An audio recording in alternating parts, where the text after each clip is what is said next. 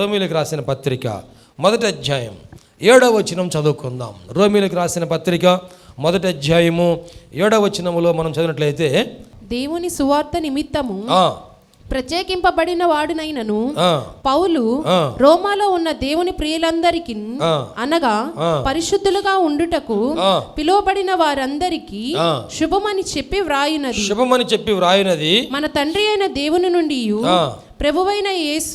ప్రభువైన యేసుక్రీస్తు నుండి కృపా సమాధానములు మీకు కలుగును గాక. దేవుడు తన కుమారుడును మన ప్రభువునైన యేసుక్రీస్తు విషయమై ఆ సువార్తను పరిశుద్ధ లేఖనముల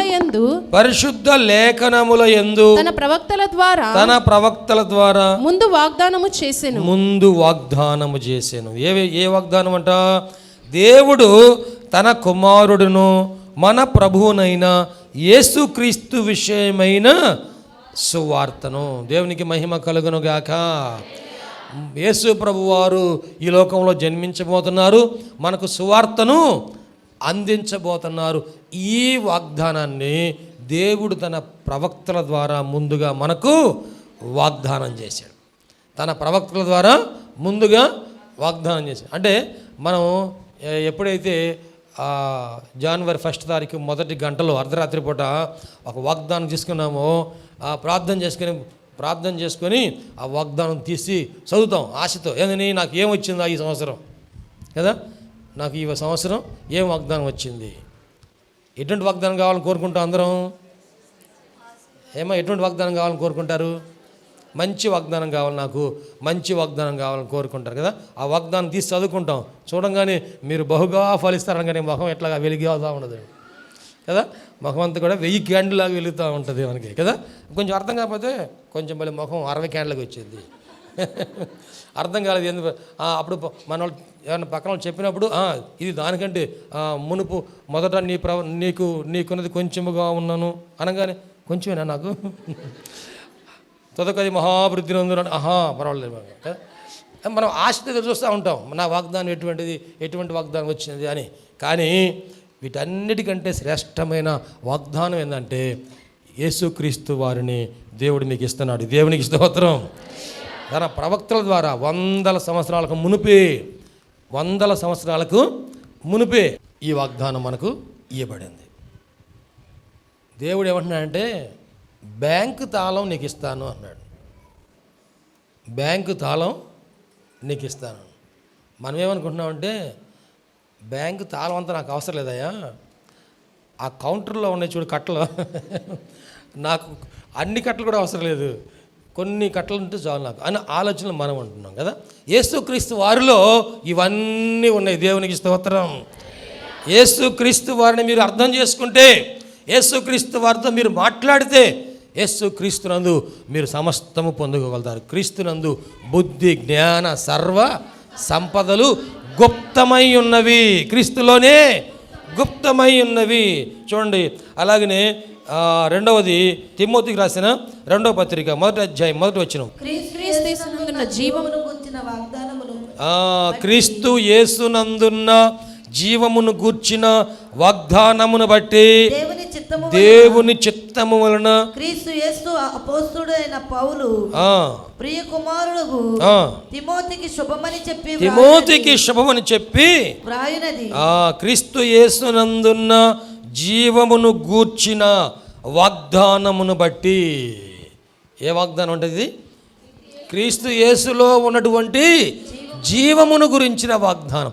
యేసు క్రీస్తునందు మనకు దేవుడు ఏమని గ్రహించాడండి? జీవమును అంచాడు, నిత్య జీవాన్ని మనకి ఇచ్చాడు.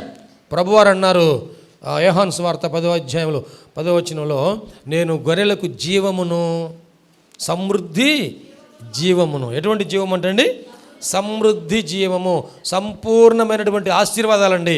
నీ జీవితంలో ఏ ఆశీర్వాదాలు కావాలో అవన్నీ కూడా ప్యాకేజ్ అంతా కూడా దేంట్లో ఉంది?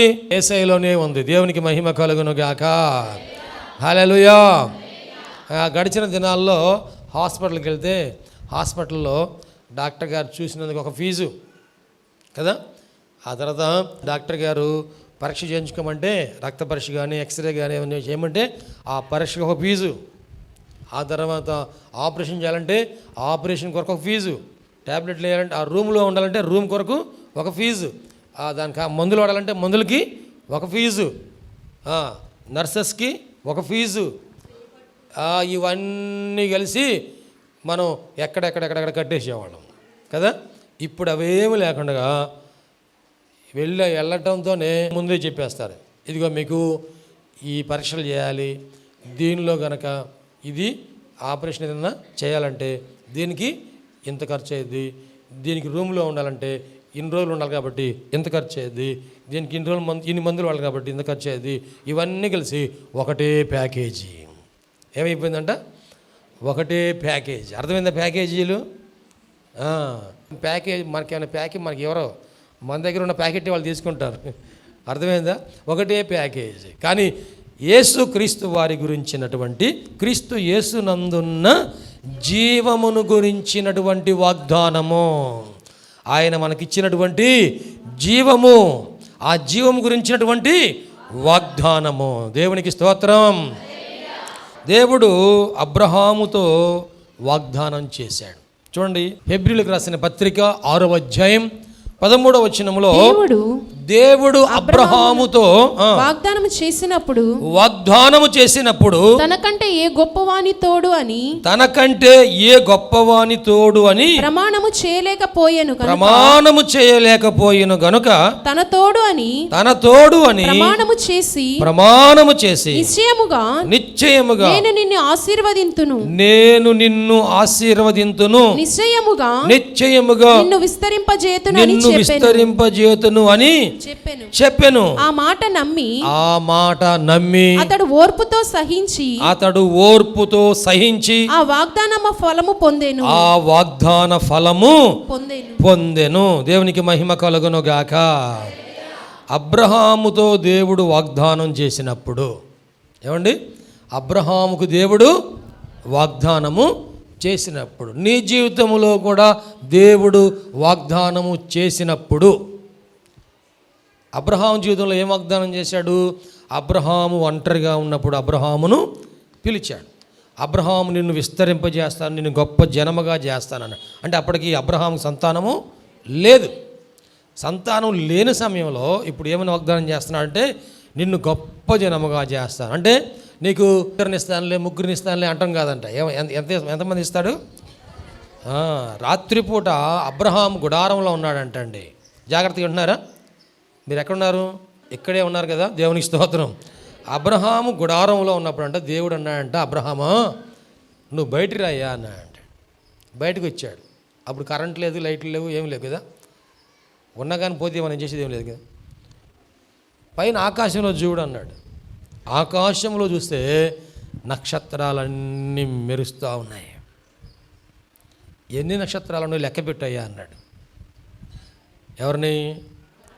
అబ్రహాముని. మేము లెక్క పెట్టమంటే లెక్క పెడతారా? ఒకవేళ దేవుడు చెప్పాడు కాబట్టి లెక్క పెడదామని ఆయన ప్రారంభించాడు అనుకోండి, లెక్క ఎక్కడ తప్పేది. ఎందుకంటే ఎన్ని ఉన్నాయో అర్థం కావట్లా. ప్రభువా లెక్కకు మించి ఉన్నాయి నాయన, నా లెక్కకు మించి ఉన్నాయి, ఎన్నో ఉన్నాయి, కానీ నేను లెక్క పెట్టలేనన్ని ఉన్నాయి. దేవునికి మహిమ కలుగును గాక. దేవుడు నీ జీవితంలో జరిగించబోయే కార్యాలు గనక నీకు చూపిస్తే, నీవు చూడగలిగితే, నీవు కూడా ఇదే సమాధానం చెప్తావు, ప్రభువా నా జీవితంలో, నా కుటుంబంలో, నా బిడ్డల బ్రతుకుల్లో నీవు చేయబోయే కార్యాలు నా లెక్కకు మించి ఉన్నాయి ప్రభువా. గట్టిగా చెప్పాలి కూడా దేవునికి మహిమ చేద్దామా. నీవు నా జీవితంలో చేయబోయే కార్యాలు నా లెక్కకు మించి ఉన్నాయి. నీకు ఒక బడ్జెట్ ఉంది, నీకు ఒక ఆలోచన ఉంది, నాకు ఇంతవరకు చేయాలి అని ఒక ఆలోచన ఉంది. ఏమండి, నేను ఇంతవరకు చేయాలి అని ఒక ఆలోచన ఉంది. ఇదిగో నేను ఇంత ఖర్చుతో ఇల్లు కట్టుకోవాలని ఒక ఆలోచన ఉంది కదా. ఏదో ఒక బడ్జెట్ మనకు ఉంటుంది కదా. మా అబ్బాయి పెళ్ళి ఇంత ఖర్చుతో చేయాలి, మా అమ్మాయి పెళ్ళి ఇంత ఖర్చుతో చేయాలి, లేకపోతే మా ఇల్లు ఇంత ఖర్చుతో కట్టాలి, ఇదిగో ఈ స్థలం ఎంత ఖర్చుతో కొనాలి, ఈ పొలం ఎంత ఖర్చుతో కొనాలి, లేకపోతే ఈ కారు ఎంత ఖర్చుతో కొనాలి, లేకపోతే ఇదిగో నా జీతం ఎంత ఉండాలి. ఒక లెక్క అనేది నీ మనసులో ఉంది. కానీ దేవుడు ఆయన మనసులో ఉన్న లెక్క కనుక నీకు చెప్పాడంటే అప్పుడు నువ్వు అంటావు, ప్రభువా నా లెక్కకు మించి ఉందని ఆయన. అబ్రహాముకు దేవుడు వాగ్దానం చేసినప్పుడు తనకంటే గొప్పవాడని ఇంకెవరి గురించి ఆయన చెప్పలేదంట, ఇంకెవరు తోడని చెప్పలేదంట కదండి. మనం కూడా ఒకసారి అంటూ ఉంటాం, ఏమని, అరే డబ్బులు ఇస్తావా? ఇస్తాను. ఎంత? నువ్వు అడిగినంత ఎంత? 10 లక్షలు ఇవ్వనా? 10 లక్షలు ఇస్తాను కదా. నిజమేనా? నిజమేనా అంటే ఏమంటాడంటే, నిజంరా అంటే నమ్మట్లేదు అనుకో, అమ్మ తోడు కదా. ఏమంటారండి? అంటే తనకంటే గొప్ప ఎవరు? నాకంటే గొప్ప మా అమ్మ. అతని ఉద్దేశం ప్రకారం మా అమ్మ తోడే చెప్పానంటే ఈ దాంట్లో అనుమానం లేదు అని. అంటే అన్ని జనులు ఈ ఆలోచన కలిగి ఉంటారు కదా. మనం కూడా చెప్తున్నామా? అమ్మ తోడు అని, భార్య తోడని, భర్త తోడని ఎవరిని చెబుతున్నారా? చెప్పట్లే కదా. దేవుడు నాకంటే గొప్పవారు ఇంకెవరు లేరు కాబట్టి ఆయన ఒక మాట అవునంటే అవును. అలాగే విశ్వాసులమైన మనందరం కూడా మన మాట అవునంటే అవును, కాదంటే కాదు. పాస్టర్ గారండి ఈ మందిరం కోసం మేము 10 లక్షలు కానుకిస్తున్నామండి అన్నారనుకోండి, ఇంక నేను నిజంగా ఇస్తున్నారా అని అన పని మీరు అన్నారంటే అన్నట్టే, అంతేకానా? పాస్టర్ గారండి మీకు ఒక కారు కొని పెడతానండి, ఒక 20 లక్షలు పెట్టి. నేను ఒక ఆయన కారు తెచ్చాడు పాస్టర్ గారు. ఆ కారులో నన్ను ఎక్కమన్నాడు. ఎందుకనండి అంటే ఇది 26 లక్షల కారు, దేవునికి స్తోత్రం. ఇది 26 లక్షల కారు నాకు కానుకగా ఇచ్చారు, దేవునికి స్తోత్రం. చూడండి, ఒక మాట మనం అన్నామంటే అవునంటే అవును, కాదంటే కాదు. దేవుడు అబ్రహాముతో నేను చెప్పిన వాడిని చేయకుండా ఉంటానా? దేవునికి స్తోత్రం. హల్లెలూయా. నీ చేతిలో చిన్న కార్డు అనుకుంటున్నావేమో, ఏమండి? నీ చేతిలో ఉన్నది చిన్న కాగితం అనుకుంటున్నావేమో, నీ చేతిలో ఉన్నది ఆ కాగితం మీద నల్ల అక్షరాలు అనుకుంటున్నావేమో, కానీ ఆ మాటలో జీవం ఉంది. ఆ మాట దేవుడిచ్చిన మాట, ఆ వాగ్దానం దేవుడిచ్చిన వాగ్దానము, అది నీ జీవితంలో తప్పనిసరిగా నెరవేర్చబడును గాక. హల్లెలూయా. దేవుడు చెప్పి ఆయన చేయకుండా ఉండడు. మాట తప్పుటకు ఆయన, అబద్ధం ఆడుటకు ఆయన నరుడు కాదు. మాట తప్పేవాడు కానే కాదు కదా. ప్రభునందు ప్రియమైన దేవుని బిడ్డలారా, అబ్రహాముకు వాగ్దానం చేశాడు, అది నెరవేర్చు. అయితే అబ్రహాం ఏం చేశాడంట?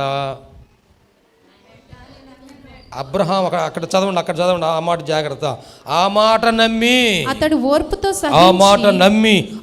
ఓర్పుతో సహించి ఆ వాగ్దాన ఫలము పొందెను. దేవునికి మహిమ కలుగును గాక. ఇప్పుడు దేవుడు చేయాల్సింది చేసేసాడు, ఇవ్వాల్సింది ఇచ్చేసాడు. అవునా కదా? నాకు వాగ్దానం ఇచ్చాడన్న వాళ్ళందరూ స్తోత్రం చెప్పండి. హల్లెలూయా. దేవుడు ఇవ్వాల్సింది మీకు ఇచ్చాడు, ఆయన చెప్పాల్సింది చెప్పాడు, చేయాల్సింది చేశాడు. ఇప్పుడు మనం ఏం చేయాలంటే ఆ మాట నమ్మి, ఇగో ఈ బైబిల్ గ్రంథంలో ఉన్న వాక్యాన్ని నమ్మి, మీ చేతిలోకి వచ్చిన వాక్యాన్ని నమ్మి, మీ మనసులోకి వచ్చిన వాక్యాన్ని నమ్మి, మీ చెవిలోకి వచ్చిన వాక్యాన్ని నమ్మి ఓర్పుతో సహించి వాగ్దాన ఫలము మనము పొందుకోవాలి. దేవునికి మహిమ కలుగును గాక. ఇవాళ తారీఖు ఎంత? 8 రోజులు. ఏమండి? మనం 356 రోజుల్లో 7 రోజులు అయిపోయినాయి కదా. ఈ 56లో 7 రోజులు అయిపోయినాయి. ఇప్పుడు ఇంకేనండి 349 అనుకుందాం, ఓకేనా? ఈ 349 రోజుల్లో కూడా మనం ఏం చేయాలంటే ఈ వాగ్దానమును నమ్మాలి. రోజు ఉదయాన్ని తీసి చదవండి, నమ్మి ఓర్పుతో సహించి రోజు ప్రార్థన చేయండి, ఓర్పుతో ప్రార్థన చేయండి. నెరవేరే వరకు కూడాను, దాని ఫలం మనం పొందే వరకు కూడా, స్వతంత్రించుకునే వరకు కూడా దాని కొరకు మనం ప్రార్థన చేయాలి. దాన్ని స్వతంత్రించుకోవడానికి మనం ముందుకి కొనసాగాలి. దేవునికి మహిమ కలుగును గాక. సంతులేని ఆమెను ఇల్లాలుగాను, కుమారుల సంతోషము కలిగిన తల్లిగాను చేస్తానని దేవుడు వాగ్దానం చేశాడు. ప్రియ దేవుని బిడ్డలారా, ఆ వాగ్దానము ఆయన ఇచ్చాడు అంటే అది తప్పనిసరిగా నెరవేర్చాడు. నాకు ఒకటే కూతురయ్యా, నాకు కొడుకు లేడు అనుకోబాకండి. ఎందుకంటే దేవుడు ఏం చేస్తాడండి, కుమారుల సంతోషం కలిగిన తల్లిగా వాగ్దానం ఇచ్చాడు. ఏ వాగ్దానం ఇచ్చాడో ఆ వాగ్దానములన్నీ కూడా ప్రభువు మన జీవితాల్లో నెరవేర్చునుగాక. 1986 సంవత్సరం డిసెంబర్ 31 తారీఖున, అంటే 87వ సంవత్సరం జనవరి 1 తారీఖు మొదటి గంటలో నేను మొట్టమొదటి వాగ్దానం తీసుకున్నాను. వాగ్దానం తీసుకున్నప్పుడు నేను అదే సంవత్సరం చూడండి, సామెతల గ్రంథంలో ఆ వాగ్దానం నాకు దేవుడిచ్చాడు. నేను అప్పుడు మారు మనసు పొందాను, బాప్తీసం పొందాను. దేవుడు నాకు ఆరోగ్యం ఇచ్చి, దేవుడు నన్ను స్వస్థపరిచి ఆయన సన్నిధిలో సాక్ష్యం నిలబెట్టాడు. సామెతల గ్రంథం 9వ అధ్యాయం 11వ వచనం అండి. సామెతల గ్రంథము 9వ అధ్యాయము 11వ వచనం. నా వలన నీకు దీర్ఘాయువు కలుగును, నీవు జీవించు సంవత్సరములు అధికములగును. నీవు జీవించు సంవత్సరములు అధికములగును. దేవునికి మహిమ కలుగును గాక. అప్పుడు నాకు వచ్చిన వాగ్దానం ఈ వాగ్దానం అండి. నేను ఆ సంవత్సరం 86వ సంవత్సరం అనారోగ్యానికి గురయ్యాను. ఆ తర్వాత నేను నా మట్టుకు నేనే నా జీవితాన్ని ముగించుకుందాం అనుకున్నాను, ఆత్మహత్య చేసుకుందాం అనుకున్నాను. కానీ యేసయ్య తన వాక్కును నాకు అందించి, వాక్యం నాకు ఇచ్చి, నాకు మారు మనసు దయచేసి నా పాపములన్నీ క్షమించి నన్ను రక్షించి నన్ను స్వస్థపరిచి నన్ను మందిరంలోకి మొట్టమొదట నన్ను నడిపించాడు. 1986వ సంవత్సరం డిసెంబర్ నెల 31వ తారీఖున నేను మొట్టమొదట మందిరంలో ఉన్నాను. 31వ తారీఖు నైట్. అంతకు మునుపు 19 సంవత్సరాల వరకు కూడా నా జీవితంలో 31వ తారీఖు నైట్ మందిరంలో నేను ఉండలేదు. ఆ రోజు మొట్టమొదట మందిరంలో ఉన్నప్పుడు అందరూ వాగ్దానాలు తీసుకుంటున్నారు. అప్పుడు ఇంతమంది జనం కూడా లేరు అక్కడ మందిరంలో. ఆ మందిరంలో వాగ్దానం చేసినప్పుడు ఎంతమంది జనం లేరు, తక్కువ మంది. కానీ ఆ వాగ్దానం ఇచ్చినప్పుడు నాకు ఏ వాగ్దానము అవసరమో ఎవరికి తెలుసండి? దేవుని తెలుసు. నాకు ఆ సంవత్సరము ఏ వాగ్దానం అవసరమో. అలాగనే నీకు సంవత్సరములు జరుగుచూ ఉండగా, ఏమండి, సంవత్సరములు జరుగుచూ ఉండగా నీ వాగ్దానములు కూడాను దేవుడు అభివృద్ధిని ఇస్తాడు. దేవునికి స్తోత్రం. హల్లెలూయా. ఇంకెప్పుడు ఒకే వాగ్దానం ఉండదండి. నీ సంవత్సరాలు జరుగుచూ ఉండగా దేవుడు నీ కార్యాలు నూతన పరచును గాక. చూడండి, దేవుడు ఎటువంటి కృప ఇచ్చాడంటే, సంవత్సరముల తరబడి మీరు కోల్పోయిన పంటను మరలా నేను మీకు ఇస్తాను. యోవేలు గ్రంథంలో చదువును, ఒక మాట చదువుకుందామా? యోవేలు గ్రంథంలో అక్కడ ప్రవక్త ద్వారా దేవుడు సెలవిచ్చిన మాట, మీరు కడుపార తిని తృప్తి పొంది మీ కొరకు వింత కార్యములను జరిగించిన మీ దేవుడైన యెహోవా నామమును స్తుతించినట్లు నేను పంపిన మిడతలను, గొంగలి పురుగులను, పసర పురుగులను, చీడ పురుగులను అను నా మహాసైన్యము తినివేసిన సంవత్సరముల పంటను మీకు మరలా నేను ఇచ్చేదను. నా జనులు ఇక ఎన్నటికి సిగ్గునందరు. దేవునికి మహిమ కలుగును గాక. ఎన్ని సంవత్సరాలు నువ్వు ఏం నష్టపోయావో, ఎన్ని సంవత్సరాలు నష్టపోయావో. ఒక బిడ్డ, పాస్టర్ గారండి, గర్భవతిగా ఉన్నాను కానీ కడుపులో బాగా ఇబ్బందిగా ఉంది, ఆసుపత్రికి వెళ్తున్నాను, ప్రార్థన చేయండి. తర్వాత ఆసుపత్రికి వెళ్ళి ఇచ్చిన తర్వాత చెప్పింది, పాస్టర్ గారండి కడుపులో శిశువు బాగా లేదంట, ఆ పిండం సరిగా అభివృద్ధి చెందలేదంట. డాక్టర్ గారు అది నిలవదమ్మా, అందువల్లనే ఇట్లా జరుగుతుంది అని చెప్పారు. తర్వాత గర్భస్రావం అయిపోయిందండి.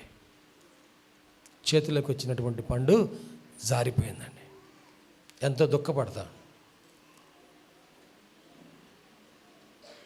పంట చేతికి వచ్చింది కానీ కొంతమంది మొన్న తుఫాన్ వచ్చింది, పంట చేతికి వచ్చింది, కోసుకుందాం అనుకున్నారు, కోసుకున్నారు, పంట కోసుకున్నారు కానీ వర్షం పడింది. మామూలు వర్షం పడలా. ఆ వర్షంలో పనులన్నీ మునిగిపోయినాయి, ధాన్యం అంతా పాడైపోయింది. చేతికి వచ్చిన పంట ఇంటికి రాలేదు. చాలా బాధపడుతున్నారు. అయితే నేను ప్రార్థన చేసి, ప్రభువా ఈ బిడ్డ ఎంత నష్టపోయిందో, ఇదిగో ఈ బిడ్డ ఎంత దుఃఖపడ్డారో, ఎంత అవమానం అనుకున్నారో, ఎంత బాధ అనుకున్నారో, మీ జీవితంలో ఏమేమి కోల్పోయి ఉన్నారో ప్రభు మరలా వాటిని తిరిగి ఇస్తాను. దేవునికి మహిమ కలుగును గాక. పాస్టర్ గారండి, బ్యాంక్ ఎగ్జామ్ రాశాను. ఆ ఎగ్జామ్లో నాకు 82.50% వచ్చిన వాళ్ళకి జాబ్ ఇచ్చారండి. 82.50 వాళ్ళకి ఇచ్చారు. నాకు 82 వచ్చినాయి, నాకు ఇవ్వలేదండి. ఎంత పర్సెంటేజ్ తగ్గిపోయింది? 0.50% తగ్గిపోయింది. నా దగ్గరకు వచ్చి చెయ్యి జారిపోయిందండి. ఆలోచించేయండి ప్రేమ దేవుడా, మనం కొన్ని వచ్చినాయి అనుకున్నాం కానీ మిస్ అయిపోయినాయి, కొన్ని పొందుకున్నాం అనుకున్నాం మిస్ అయిపోయినాయి. నువ్వేమేమి పోగొట్టుకున్నావో. పాస్టర్ గారు, నా వ్యాపారం అంతా బాగా ఉందనుకున్నాను కానీ అక్కడే కొలాప్స్ అయిపోయింది. మన జీవితంలో మా కుటుంబం అంతా సంతోషంగా ఉందనుకున్నాం కానీ సడన్గా ఈ సంఘటన జరిగిందండి. ఏమేం కోల్పోయావో, ఇదిగో వాటన్నిటిని కూడా సంవత్సరముల తరబడి నువ్వేమేమి కోల్పోయావో, సంవత్సరముల తరబడి ఏమేమి నష్టం వచ్చిందో. ఒక సంవత్సరం ఏమేమో చీడ పురుగులు వచ్చినాయి, ఒక సంవత్సరం గొంగళి పురుగులు వచ్చినాయి, ఒక సంవత్సరం పసర పురుగులు వచ్చినాయి, ఒక సంవత్సరం మిడతలు వచ్చినాయి. 4 ఏళ్ళ నుండి నష్టపోతూ ఉన్నాం, అప్పులు పెరిగిపోతూ ఉన్నాయి, వడ్డీలు కట్టలేకపోతూ ఉన్నాం. ఇక మేము భవిష్యత్తు ఏమిటో ఆత్మహత్య చేసుకోవాలా? కృంగిపోవద్దు. కానీ ఏ సంవత్సరం ఎన్ని కోల్పోయినా సరే మరలా లెక్క పెట్టి దేవుడు అన్నీ కూడాను తిరిగి సమకూర్చాలని ఆశపడుతూ ఉన్నాడు. గట్టిగా చెప్పలు కొడుతూ దేవునికి మహిమ చెల్లిద్దాం.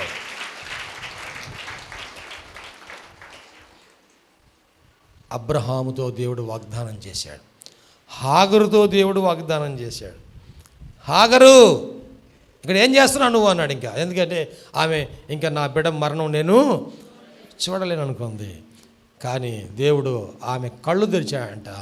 అక్కడే ఏ నీళ్ళ కోసం తప్పిస్తూ ఉందో, ఏ నీళ్ళ కోసం ఎదురు చూస్తూ ఉందో, ఆ నీళ్ళుంటే చాలు నా బిడ్డ ప్రాణము నిలబడుతుంది. చూడండి, తల్లి ఆ బిడ్డ కోసం ఎంత అంగలారుస్తూ ఉంది. నా బిడ్డ నేను చూడలేనని చెప్పేసి ఆ బిడ్డ ఒక చోట ఉంటే ఆమె ఇంకా దూరం వెళ్ళి ఆమె నేల మీద పడి, ఆ ఎడారిలో పడి, ఆ ఇసుకలో పడి, ఆ నీళ్లు లేని నిర్జనమైన ప్రాంతంలో పడి కన్నీరు గారుస్తూ ఉంది.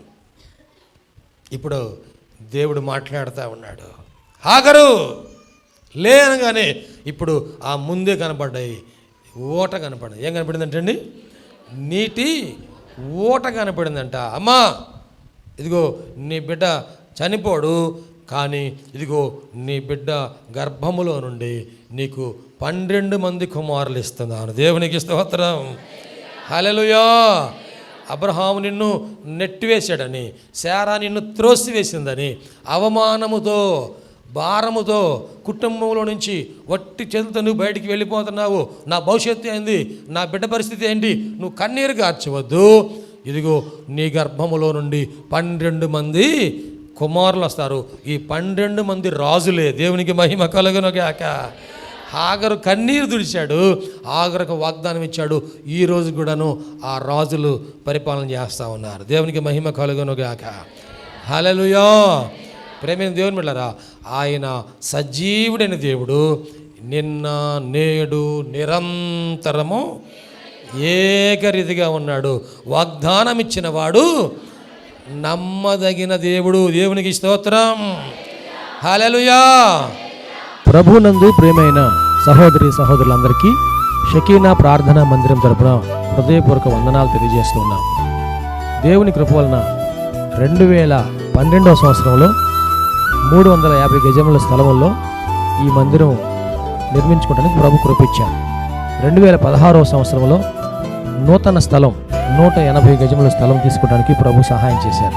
ఈ సమయంలో ఈ స్థలం అంతటిలో కూడాను మందిరం నిర్మించుకోవడానికి ప్రభు ఏర్పాటు చేసి ఉన్నారు కనుక ఈ మందిర నిర్మాణం, పాత మందిరం తీసివేసి నూతన మందిర నిర్మాణం కార్యక్రమం ప్రారంభించబడిందని దయచేసి ఈ మందిర నిర్మాణం కొరకు మీరు అందరూ ప్రార్థన చేయాలని, ప్రేరేపించబడిన వారందరూ కూడాను ఈ మందిర నిర్మాణంలో 106 అడుగుల పొడవు 45 అడుగుల వెడల్పు కలిగిన ఈ స్థలం అంతట్లో మందిర నిర్మాణం స్లాబ్ వేయటం జరుగుతుంది కనుక దయచేసి ప్రేరేపించబడిన వారందరూ కూడా మీ ఆర్థిక సహాయ సహకారాలు అందించి ప్రార్థించి మీరు దీవించబడాలని ప్రభునామన మనవి చేస్తున్నాం. ఈ స్క్రీన్ మీద చూపించబడుతున్న నంబర్కు మీరు ఫోన్పే కానీ గూగుల్ పే కానీ లేక మా అకౌంట్ నంబర్కి మీరు కానుక పంపించి సహాయం చేయాల్సిందిగా కోరుతున్నాం. లేక మీరు ప్రత్యక్షంగా వచ్చి ఈ మందిర నిర్మాణ కార్యక్రమాన్ని చూసి మీరు కానుక అందించి దీవించబడాలని ప్రభునామన మనం చేస్తాం.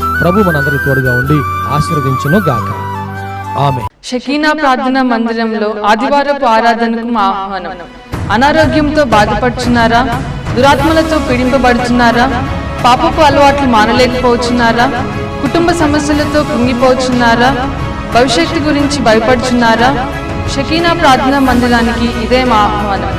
రక్షణానందం పొందడానికి, ఆరోగ్యము ఆశీర్వాదం పొందడానికి, పరిశుద్ధాత్మ అభిషేకం పొందడానికి, ప్రభు రాకడ కొరకు సిద్ధపడుటకు ఆదివారం ఉదయం 7:30 గంటలకు జరుగు ఆరాధనకు అందరికీ ఇదే మా ప్రేమపూర్వక ఆహ్వానం. షకీనా మెలోడీస్ అను మా పాట DVDలు, CDలు మరియు పాటల పుస్తకములు మా యొద్ద లభించును మరియు గుంటూరులోని ప్రబోధ బుక్స్టాల్ నందు మీకు లభించును. ఈ సందేశం మీకు ఆశీర్వాదకరంగా ఉందని నమ్ముచున్నాం.